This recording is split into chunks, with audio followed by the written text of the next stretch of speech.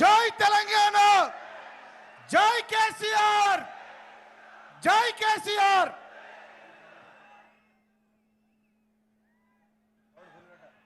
గౌరవనీయులు బెల్లంపల్లి ఎమ్మెల్యే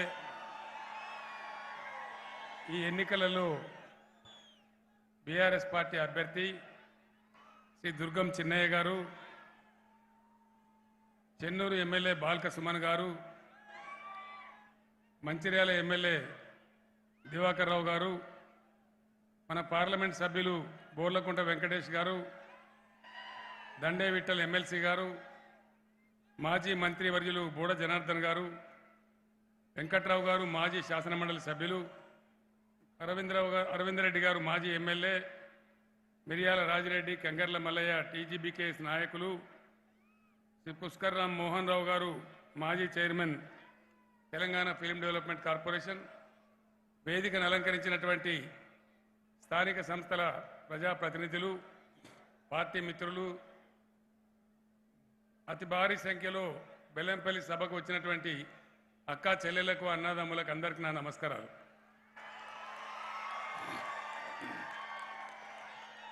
బెల్లంపల్లి చాలా చైతన్యం ఉండేటువంటి ప్రాంతం, ఇక్కడ ఉద్యమాలు కూడా జరిగినటువంటి ప్రాంతం.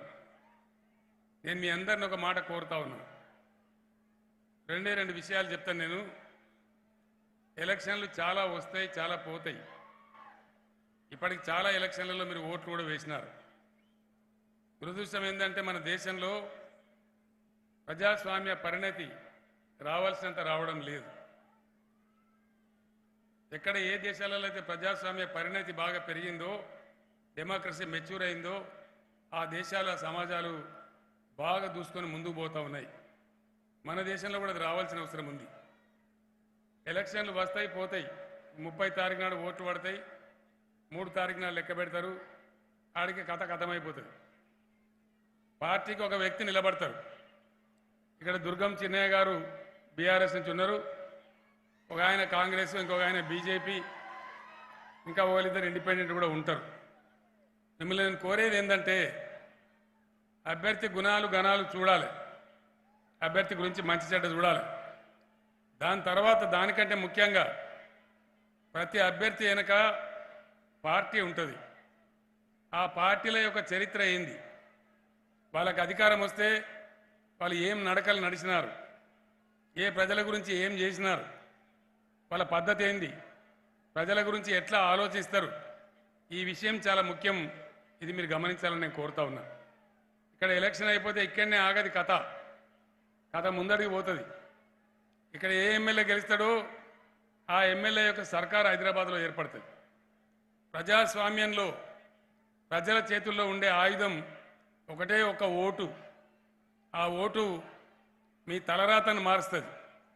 వచ్చే 5 సంవత్సరాలకు ఈ రాష్ట్ర భవిష్యత్తు నిర్ణయిస్తుంది.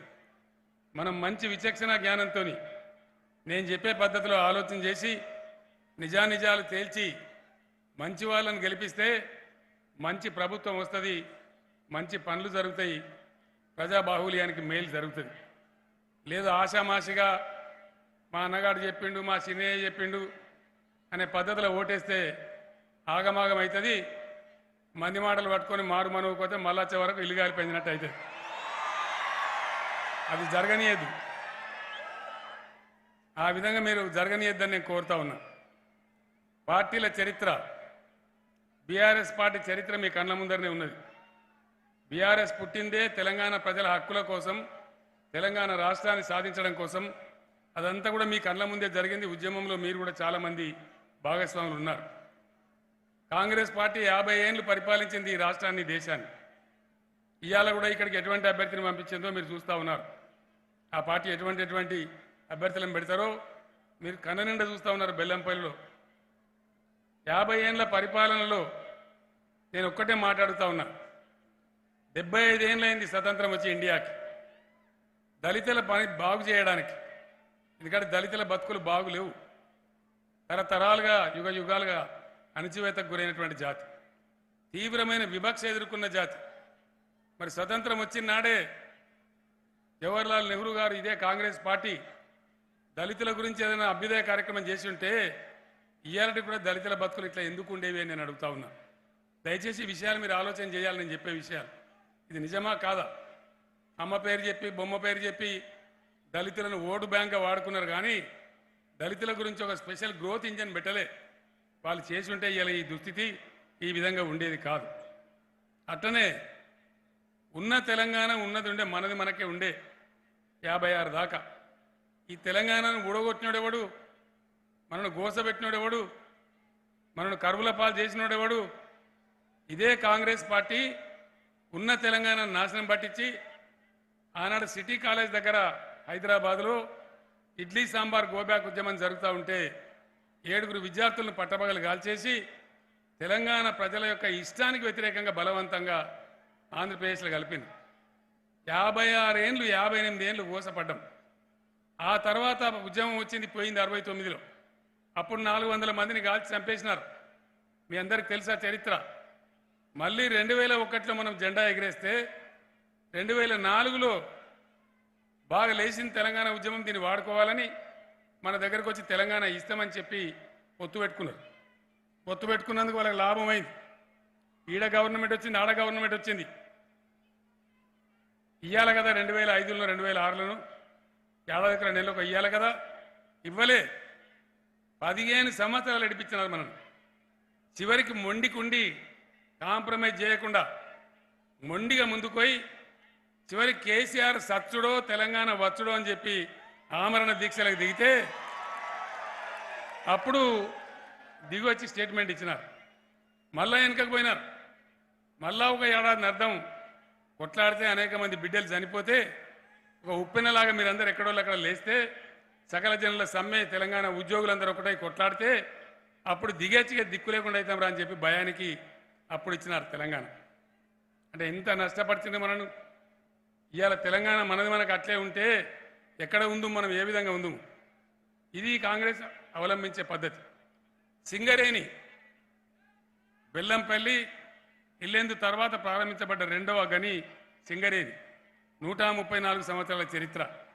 ఈ సింగరేణిని ముంచిందేవాడు? సింగరేణి మన సొంత కంపెనీ, నిజాం రాజు పెట్టిన కంపెనీ, 134 ఏళ్ల చరిత్ర ఉన్న కంపెనీ. ఈ కంపెనీని 100% తెలంగాణకున్న కంపెనీని ఆనాడున్న కాంగ్రెస్ దద్దమ్మలు కేంద్ర ప్రభుత్వం దగ్గర అప్పులు తెచ్చి కట్టలేక వాళ్ళకు 49% వాటా ఇచ్చినారు. మీ అందరికి తెలిసే విషయం. దానివల్ల మన వాటా కోల్పోయినాం. ఆ తదనంతరం సింగరేణిలో వాళ్ళు నడపలేక లాభాలు తేలే 300-400 కోట్లే వచ్చేది. ఇలా బీఆర్ఎస్ వచ్చిన తర్వాత 2200 కోట్లకు మన ఆదాయం పోయింది సింగరేణి. బోనసు, దీపావళి బోనసు, లాభాలలో వాటా కలిపి ఈ సంవత్సరం 1000 కోట్ల రూపాయలు కార్మికులకు ఇస్తా ఉన్న సింగరేణి. ఒక 1000 కోట్లు అంటే ప్రతి కార్మికునికి ఇంచుమించుగా 2,50,000 పైచిలకు డబ్బులు చేతికొస్తా ఉన్నాయి. ఈ సింగరేణిని కూడా ముంచిందే ఇదే కాంగ్రెస్ పార్టీ. డిపెండెంట్ ఉద్యోగాలు ఇదే కాంగ్రెస్ కమ్యూనిస్ట్ పార్టీలు వాళ్ళ యూనియన్లే సంతకాలు పెట్టి డిపెండెంట్ ఉద్యోగాలు కూడా ఊడబీకిచ్చినారు. మళ్ళీ బీఆర్ఎస్ వచ్చిన తర్వాత పునరుద్ధరించి మనం ఉద్యోగాలు కల్పన చేసుకున్నాం. ఇవన్నీ నాయకులకు తెలుసు, మీకు తెలుసు, సింగరేణి వాళ్ళకి తెలుసు. మీ ఓట్లు వేసే ముందు గుడ్డిగా వేయద్దని నేను అందుకే కోరుతా ఉన్నా. ఇవన్నీ ఆలోచన చేయాలి. మీ అందరూ కూడా చూస్తూ ఉన్నారు. రైతులు తెలంగాణ వచ్చిన తర్వాత రైతులకు ఏ విధమైన కార్యక్రమాలు చేసినామో మీ ముందున్నది. అంతకుముందు రైతులు ఏదైనా అప్పులుంటే వాళ్ళ తలుపులు ఉడవిక్కపోయినారు తప్ప కాంగ్రెస్ జమానాలో ఎన్నడూ రైతు సంక్షేమం పట్టించుకోలే. తెలంగాణలో ఇవాళ ప్రాజెక్టుల ద్వారా నీళ్ళు ఇస్తే నీటి తీరువా లేదు. కరెంటు ఫ్రీగా ఇస్తూ ఉన్నాం, రైతు బంద్ ఇస్తూ ఉన్నాం, రైతు బీమా సదుపాయం ఉంది, పండించిన వడ్లన్నీ ప్రభుత్వమే కొంటా ఉంది. తద్వారా కొంచెం రైతులు దీన్ని వల్ల ముఖాలు తెల్లబడుతున్నాయి. అప్పులు కట్టుకుంటా ఉన్నారు, అప్పులు తీరిపోతూ ఉన్నాయి. ఈరోజు మీరు ఆలోచన చేయాలి దయచేసి. కాంగ్రెస్ పార్టీ వాళ్ళు చెప్తున్నారు, మాజీ పిసిసి అధ్యక్షుడు ఉత్తమ్ కుమార్ రెడ్డి మాట్లాడుతున్నాడు, కేసీఆర్కి ఎక్కడ పని లేదు, ఇవాళ ప్రజలు కట్టే ట్యాక్స్ డబ్బులన్నీ రైతు బంధు ఇచ్చి దుబారా చేస్తున్నాడు కేసీఆర్ అని మాట్లాడుతున్నాడు. రైతు బంధు దుబారానా? చెప్పాలి మీరు. రైతు బంధు దుబారానా? రైతు బంధు ఉండానా? ఉండాలంటే దుర్గం చిన్నయ్య గెలవాలి. ఎవడో ఎలక్షన్ల ముందర నోట్ల కట్టలు సూట్ కేసులు పట్టుకొని వచ్చేవాడు కాదు. ఇక్కడ పొద్దాక జనంలో ఉండే దుర్గం చిన్నయ్య లాంటి వాళ్ళు గెలిస్తే రైతు బంధు ఉండు కాదు,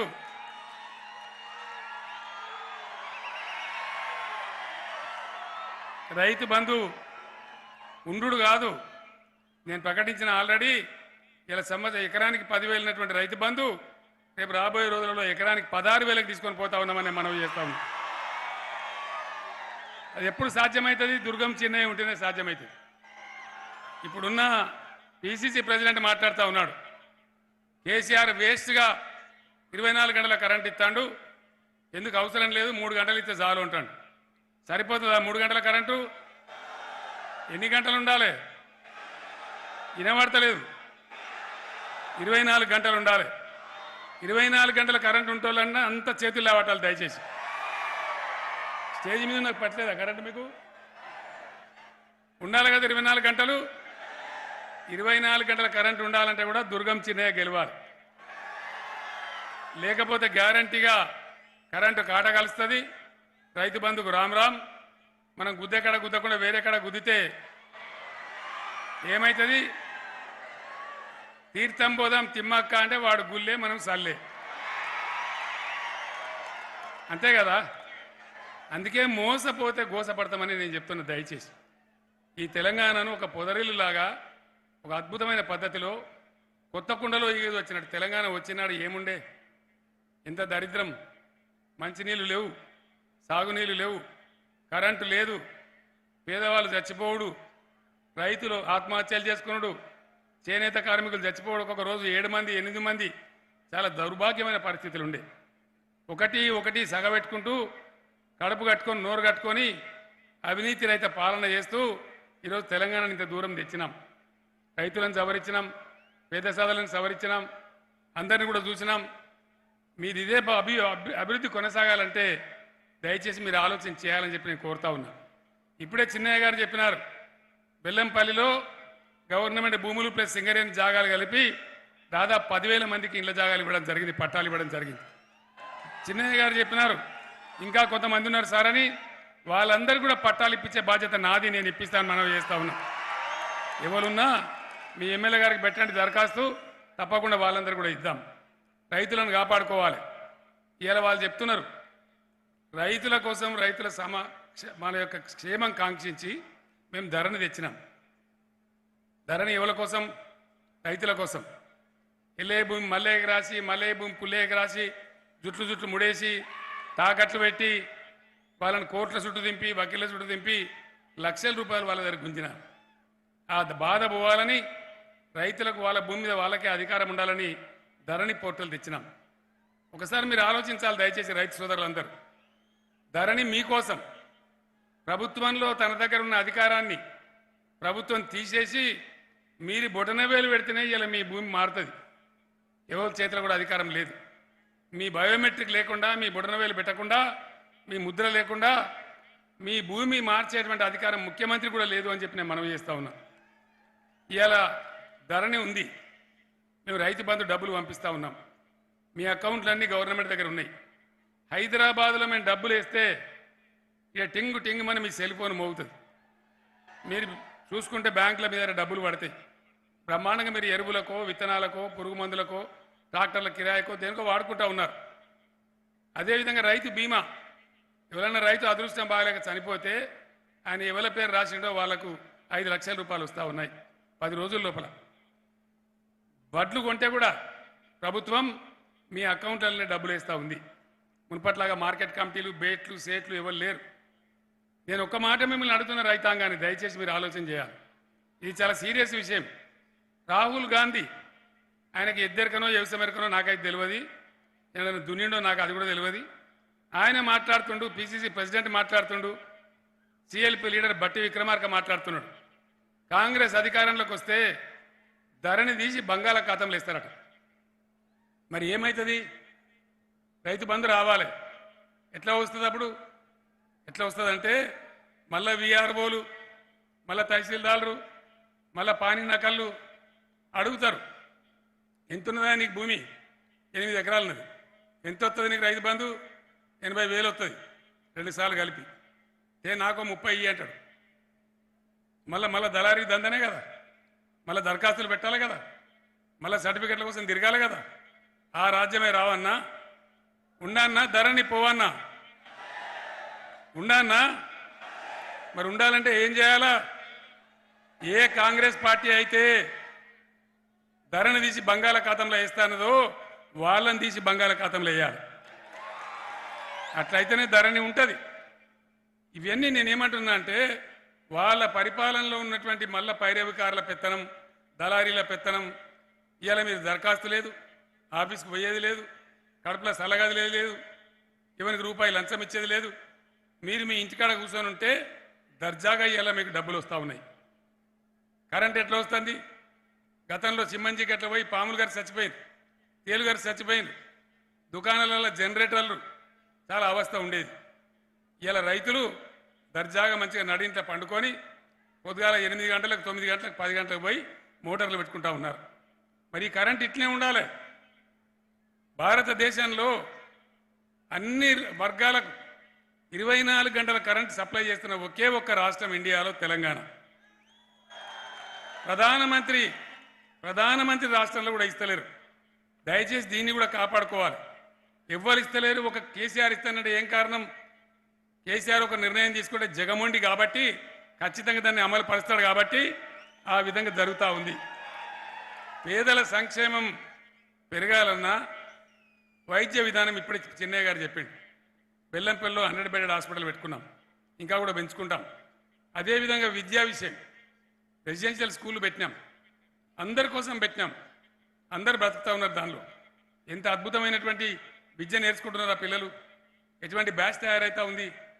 ఈ విధంగా విద్యారంగంలో కూడా మనం ముందుకు పోతా ఉన్నాం. అన్నిటి మించి నేను మీకు ఒక మాట చెప్తా చివరిగా, ఏ రాష్ట్రమన్నా బాగుపడ్డదా లేదా అని చూసే గీటురాళ్ళు ఉంటాయి. అవి ఏంటి అంటే ఆ రాష్ట్రం యొక్క పర్ క్యాపిటా అంటే తలసరి ఆదాయం. తెలంగాణ తలసరి ఆదాయం తెలంగాణ ఏర్పడ్డ నాడు 15వ ర్యాంకో 20వ ర్యాంకో ఉండే.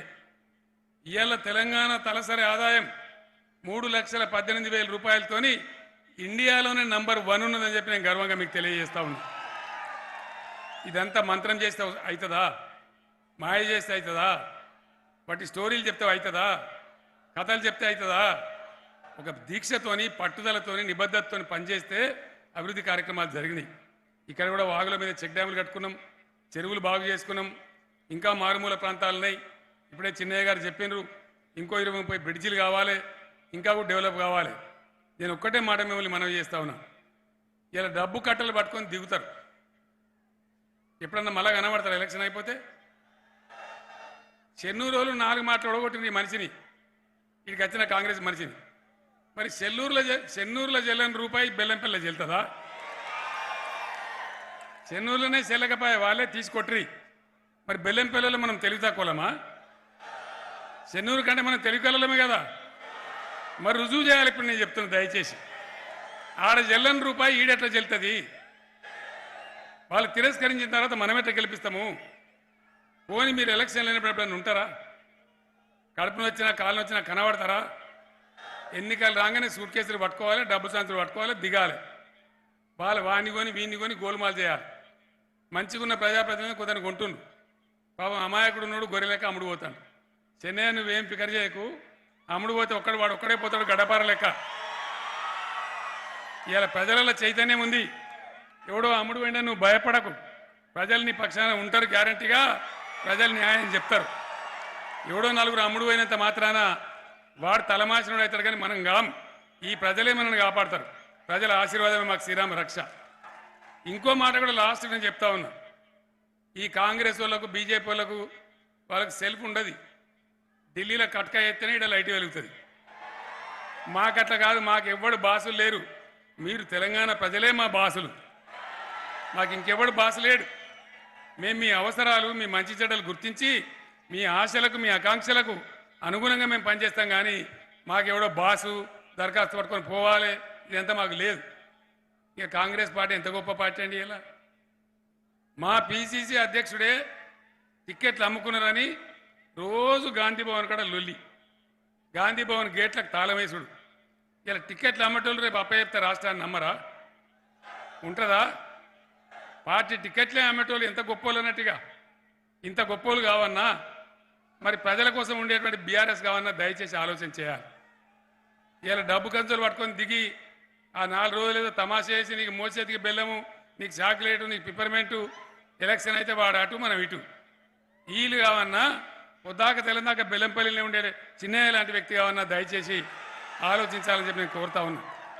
మీ దీవెన ఉంటే తెలంగాణను ఈ దేశంలోనే నంబర్ 1 స్టేట్గా తీసే విధంగా నేను తీసుకొని పోతా తప్పకుండా. చిన్నయ్య గారు అడిగిన కోరికలు ఒక 4-5 కోరికలు కోరినాడు ఆయన. సమంజసమైనటువంటివి. ఒక ఇంజనీరింగ్ కాలేజీ కావాలన్నాడు, కొన్ని రెసిడెన్షియల్ స్కూల్ కావాలన్నాడు. 100% వాటి చేసి పెట్టే బాధ్యత నాది. మీరు చిన్నయ్యని గెలిపిమని నేను కోరుతూ, ఈ హెలికాప్టర్తో తంటా ఏందండి, ఇంకో 4 ముచ్చలు చెప్పాలనున్నా కొద్దిగా టైం దాటితే ఎగరది పోవాల్సి ఉన్నది. మా గన్మ్యాన్ ఏమైనా ఇట్లా చూపెడతా ఉన్నాడు గడియారం. కాబట్టి మీరందరూ చిన్నయ్య గారిని పెద్ద మెజార్టీతో గెలిపించాలని మిమ్మల్ని అందరినీ కూడా కోరుకుంటూ నేను మీ దగ్గర సెలవు తీసుకుంటా ఉన్నా. జై తెలంగాణ, జై తెలంగాణ. కారు గుర్తుకే, కారు గుర్తుకే, జై తెలంగాణ. ధన్యవాదాలు.